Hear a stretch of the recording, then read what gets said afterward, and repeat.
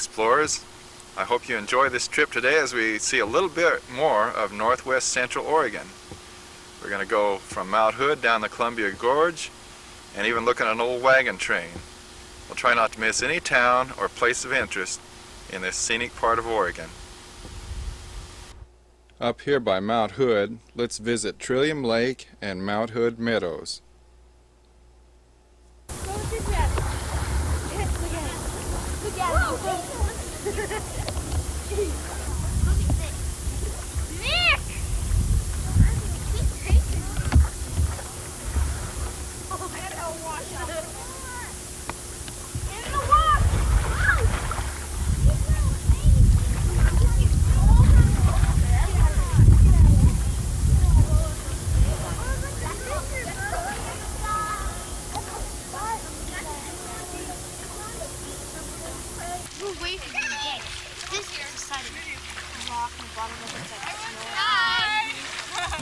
About 7 miles northeast of Trillium Lake is the Mount Hood Meadows ski area.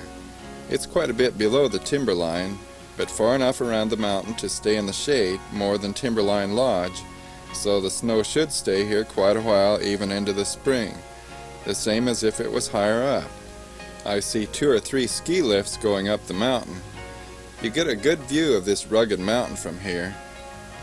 Every year, several people climb clear to the top of Mount Hood. The last time it erupted was about 1800. On the way back to Highway 35, there's a nice waterfall to look at too.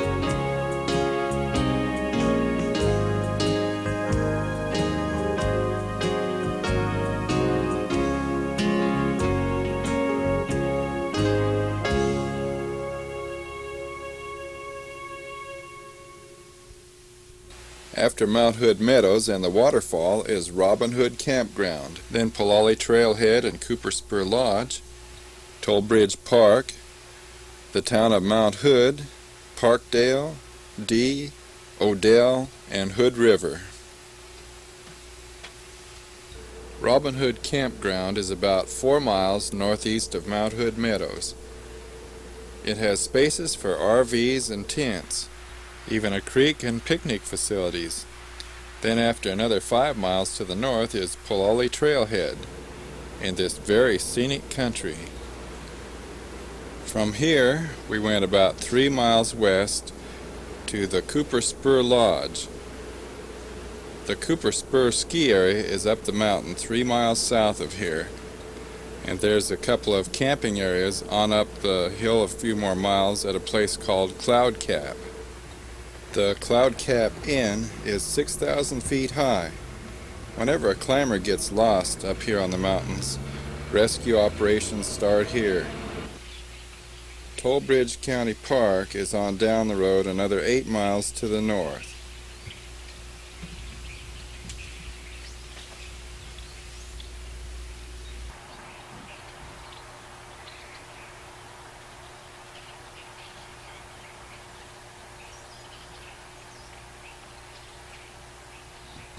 I believe the snow-capped mountain that you see in the distance is 12,000 foot Mount Adams. It's 100 feet higher than Mount Hood. This little town is called Mount Hood. It's a mile north of Tollgate, and if you turn west from here at the other end of town, you end up in Parkdale, the biggest town around until you get to Hood River. Mount Hood Motors, the wrecking yard coming up on the left here, does towing in case you have car problems in this area. Parkdale has about any type of a store that you would expect to find in a small town. And yes, it does have a little park right in the middle of town. From here on north is just one pear and apple orchard after another. That's what Hood River County is famous for. They're called Comus pears, C-O-M-I-C-E, Comus pears. Airplane propellers put on those motors. The town named D just consists of one big mill. This is also where the Lolo Pass Road from Zigzag ends at.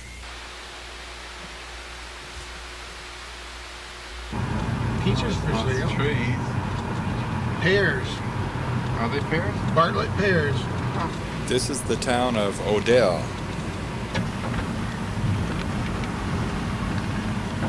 Farmers Market. Tires and whatnot, gas. IGA Supermarket. This is the beginning of Hood River, population 5,000, the only big town between Troutdale and the Dalles.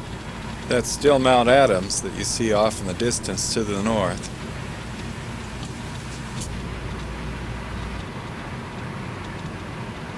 Down there before the Columbia River, we're going to turn to the right and go into Hood River's city center. Down by the freeway, on the east end of town, is the Mount Hood Railroad train ride. This ride takes you to Parkdale and back through the apple and pear country. They also pick up a few freight cars from time to time to make the trip pay.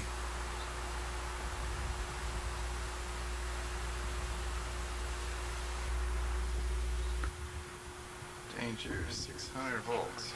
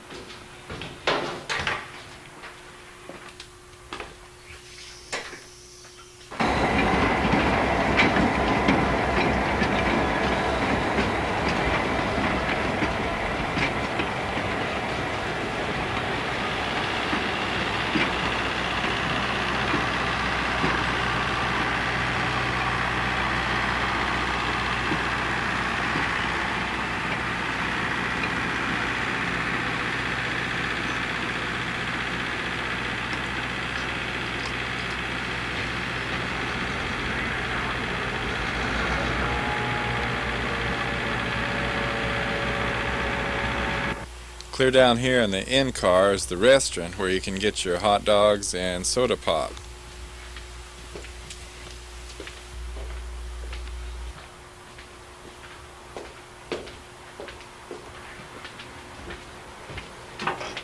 From the observation car you can see out over the top of the train and quite a ways away as you travel, if you don't mind climbing up the ladder to get here anyway. West from Hood River is Viento State Park, Wyeth and its campground, Cascade Locks, Bonneville and the Bonneville Dam, Warrendale, Ainsworth Park, Dodson, and Horsetail Falls. Viento State Park. Viento. Camping here, because I guess that brings in a little bit of revenue. $13. Man, getting money. Oh, okay. That was a lady at first. My mistake. West from Viento State Park is Wyatt. They once had a plant here where they put creosote on railroad ties and a population of 80. But today, just this trail riding ranch and a few houses remain. Wyeth Campground is a nice place for campers, and it has a 6-mile-long hiking trail for those who are into hiking.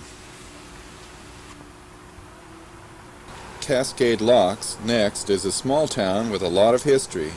Today, it's a good place to go on a paddle wheeler ride. But because of a narrow place in the river below here, there were rapids, which made it impossible for the early steamers to get through. So they just unloaded below the rapids and used mule-drawn cars, and later on a steam locomotive, to catch another steamer above the rapids, where they continued on their journey.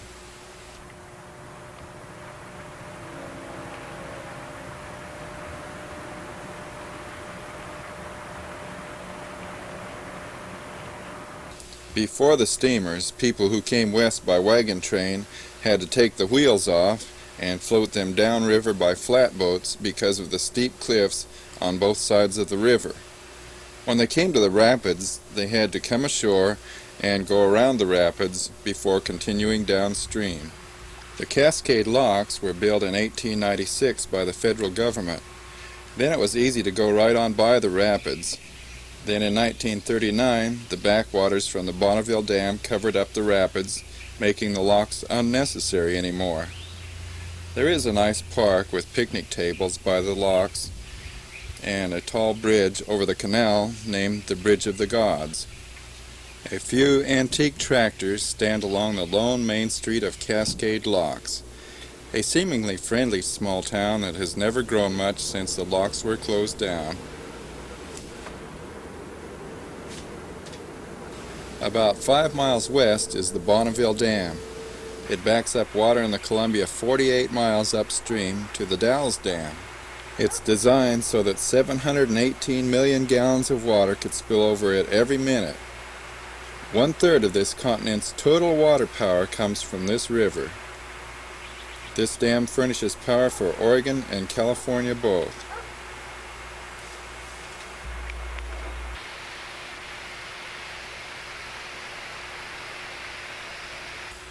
People expect to see the fish jumping over the fish ladders, but since some of them got injured that way, they've built a fast-running curvy maze for them to swim up instead.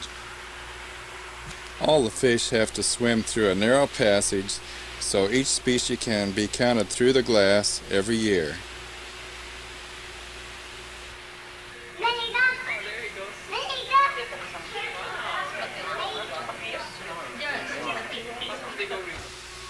The navigation lock is 500 feet long and 76 feet wide. It can accommodate an 8,000-ton ship and bring it up 70 feet in about 15 minutes. I wish you could see in and see the turbines. That's the Bonneville power, and it supplies all Oregon. It goes into the grid and goes to California. Just below the dam is the Bonneville Fish Hatchery. Some of the fish of this river are quite unique, like the white sturgeon. They can live almost as long as people do. Some reach 80 years old. They can be up to 20 feet long and weigh over 1/2 ton. Might be a little hard to reel in on your 4-pound test line. Chinook salmon can reach 5 feet long and weigh 10 to 45 pounds. Warrendale really isn't a town as such. It has no stores, just a few buildings along the river and along the freeway.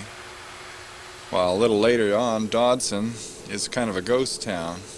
It must be Dodson, because it says Dodson Service. And the next one says Dodson Secondhand. Evidently he owns Yeah, he owns it all, or everything. And there's a motel, see? You're looking for a good place to stay? Hotel with a Volkswagen out in front for sale. I don't see the motel though. it isn't here anymore. Burnt down. Maybe it's gone. Yep. Campsite's $14 is what the latest sign change says at Ainsworth State Park, but this was late 1993 and the rates continue to go up, so it could be more if you come back again this way later. This is a nice place to camp and picnic with a hiking trail for something to do if you'd like to stay for a while. Just west of Ainsworth Park is Horsetail Falls. This is the first of a line of 5 different waterfalls, all within 20 miles of Portland. It's just magnificent.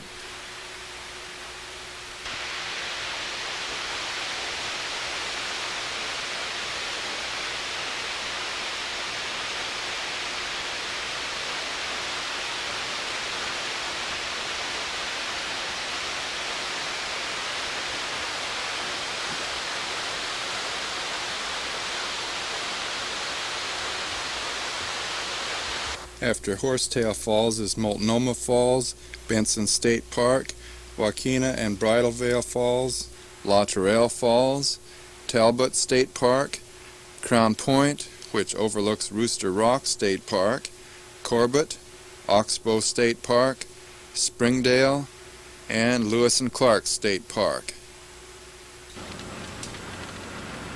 The old Crown Point Highway runs right alongside the I-84 freeway. It's just a little higher up the bank. In about a mile along this curvy road is the next waterfall, Multnomah Falls, with its stone lodge. If you have a strong heart, you can climb the steep trail, which is about a mile up, to an overlook at the very top of the falls. The footbridge is only about a fourth of the way up.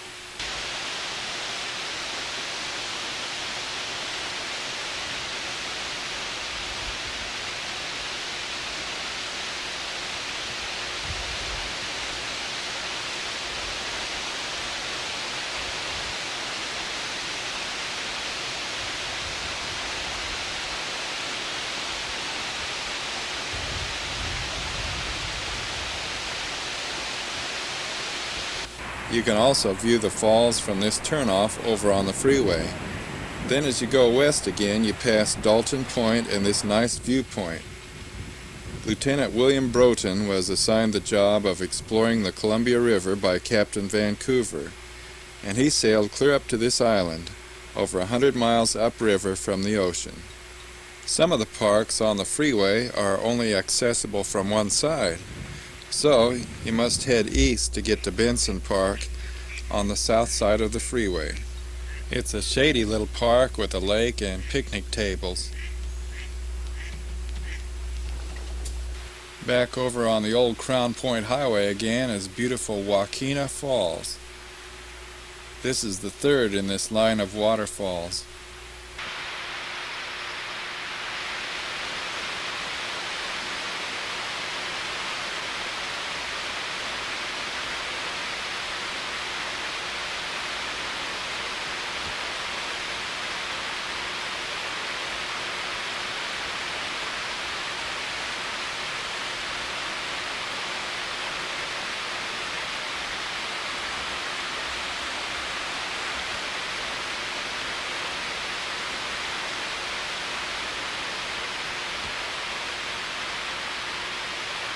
The next in line is Bridal Falls, and it requires a 2/3 mile hike from the parking lot on a fairly steep trail.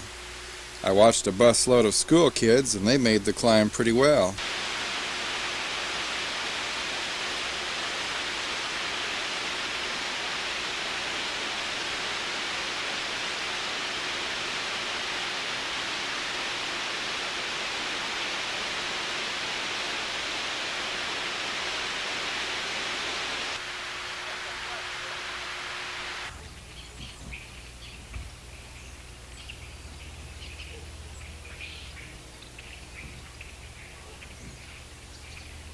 An old house and the Bridal Veil Lodge seem to have kind of fallen into disrepair and abandonment.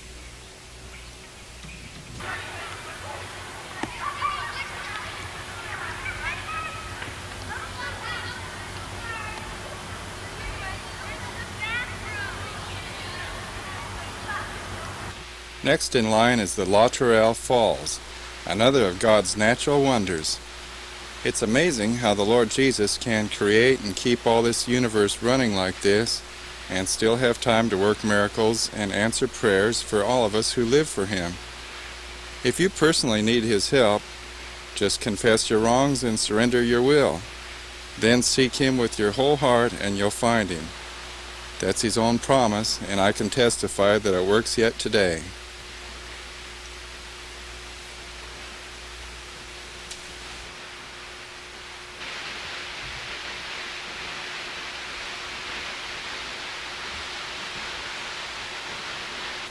A little further west is Talbot State Park.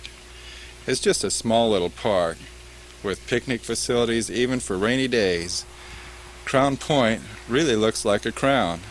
It's a little further west and you can drive up to the top of it on the old Crown Point Highway.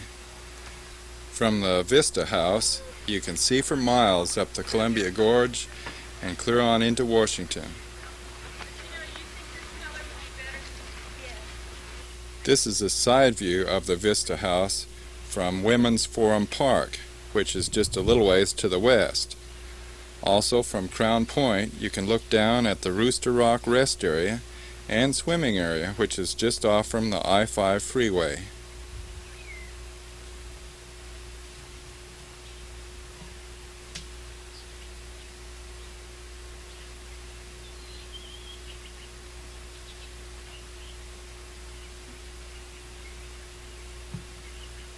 On down in the Rooster Rock State Park on a windy day, you'll find windsurfers speeding across the river and back again.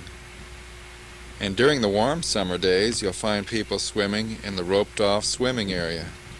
When Lewis and Clark came here in the 1st of November, 1805, they called the 800-foot-tall rock in this park Beacon Rock.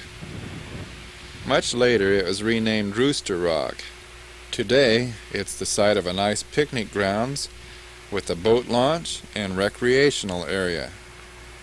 The big parking lots can probably hold about 100 cars.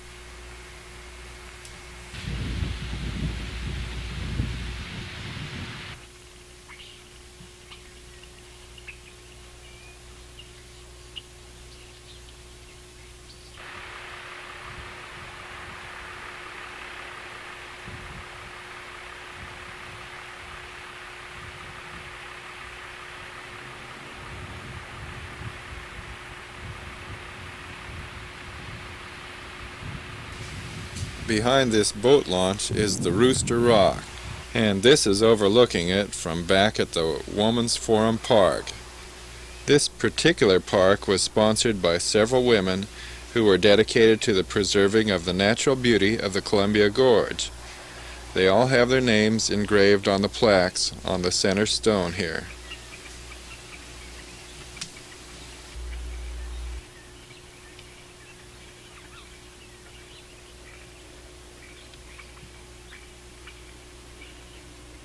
Just a little bit more to the west is the small country town of Corbett. Just 3 or 4 shops and a school is all. You really have to look fast or you'll miss it. From here, we'll follow the Sandy River south along a curvy country road to Oxbow County Park, only to discover when I get there that it's an equestrian park. Hiking, picnicking, horseback riding, that's all, and no camping. This is a thick forest that really gets dark in the evening. It makes you think you're in a jungle.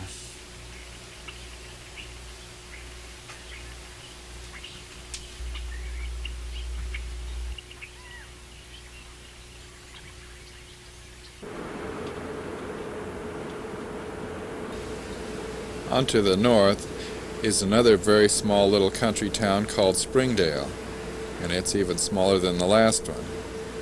And another little picnicking park by the name of Dabney State Park.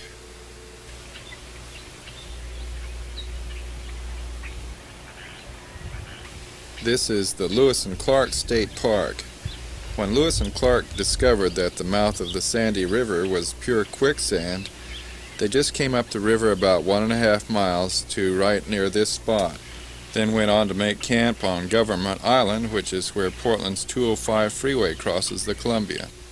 Now, starting back at Mount Hood again, we'll go to Frog Lake, Clear Lake, and Forest Creek Campground, where we'll meet another wagon train. Frog Lake is another lovely small lake just below Mount Hood. It's a good place for picnicking and boating. The ducks seem to like it here. And if you should wonder why it got the name Frog Lake, all you have to do is just take a little look around your feet. On the ground there's hundreds of the little critters hopping around in the shade.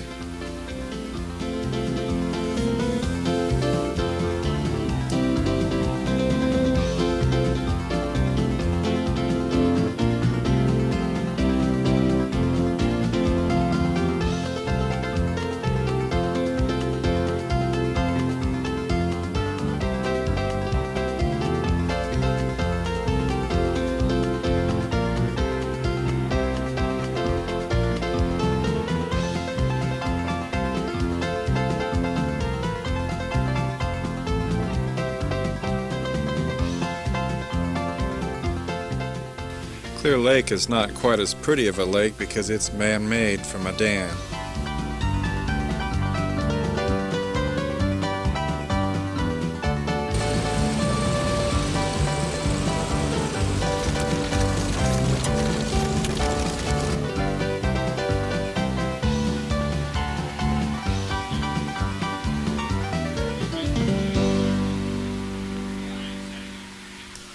At Forest Creek Campground, we found this vintage Ford automobile and had a talk with the wagon master of a small wagon train. I'm Morris Carter, trail captain of the official 1993 Historic Trails Wagon Train. And we left Independence, Missouri, May 2nd. Headed for Independence, Oregon to arrive October 21st, and we're right on schedule. That's good. No major breakdowns or anything. No, we broke a reach in one wagon crossing the Green River, and we fixed that and went on. What's the reach? Is that the... Coupling pole, coupling the front axle to the back axle. Was it your idea to do the wagon train? Yeah, I do wagon train trips in Wyoming all the time on the Oregon Trail. And I think one of your daughters was saying you built one of these, did you? I build all the wagons. Oh, all four of them? Except all four of the big wagons. I have two more at home. Oh. Is this the first one you've done all the way from Independence? Oh, yeah. Not That's a too long many people ways. have done these in these later years, clear from Independence. I did do one clear across Wyoming in 1990. Oh. Well, it's amazing you haven't had any more repairs than what you have. I hope you've enjoyed this trip into North Central Oregon, and maybe you'll want to come back again next month as we visit Friend, Oregon, and a few other places of interest. We'll hear from a few more folks on the wagon train. Then, the Lord willing, we'll push on south through a couple more ghost towns and a resort on the way to Warm Springs. Then north again toward the Dalles, checking out every interesting looking back road along the way. You're all welcome to explore Oregon with us every week now. Next week, let's go on another trip at this same time. Come on along.